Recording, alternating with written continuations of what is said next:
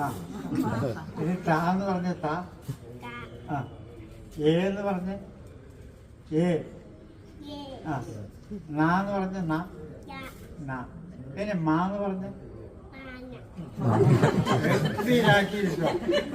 അമ്മയാവാം, മാങ്ങയാവാം, എന്താ മാതളാവാം, മാതളമ്മേ മധുര അതും ആവാം. അമ്മ എന്താ കഥ. ആ ഒരക്ഷരം കിട്ടുമ്പോഴേക്കും ഒരു വാക്കുണ്ടാക്കി. അതതിൻ്റെ പ്രത്യേകത. ഒരക്ഷരം കിട്ടുമ്പോഴേക്ക് തന്നെ ഒരു വാക്കുണ്ടാക്കുകയും ചെയ്തപ്പോൾ മാങ്ങ എന്ന് പറയുന്ന ഒരു സാധനം. ആ രൂപമൊക്കെ മനസ്സിൽ വന്നിട്ടുണ്ടോ? അതൊക്കെ തന്നെയാണ് വേണ്ടത്. ഗംഭീരാക്കി. നമുക്കൊരു കാര്യം ചെയ്യാം. എല്ലാ അക്ഷരം എന്ന് പറഞ്ഞാൽ എല്ലാവർക്കും വേണ്ടി ഇനിയില്ല ആൾക്കാർ ഇതാ ഇയാൾ എഴുതി മതിയാക്കുന്നുണ്ടാ പട്ടാളി.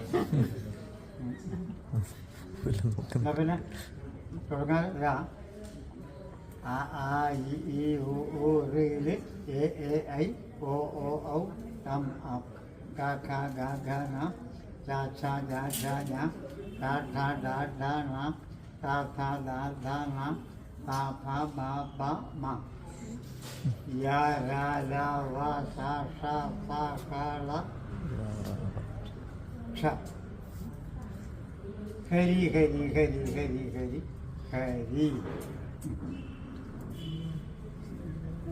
എന്നാ പിന്നെ ഗംഭീരാക്കി. ഈ ഗംഭീരം നേരിട്ടാൻ പ്രാർത്ഥിക്കുക. അതാണ് കാര്യം.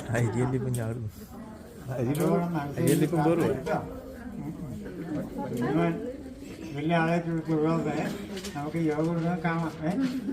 ഓ ഓ മതി. എന്നാ പിന്നെ വീട്ടിലെത്തിയിട്ടാവായി.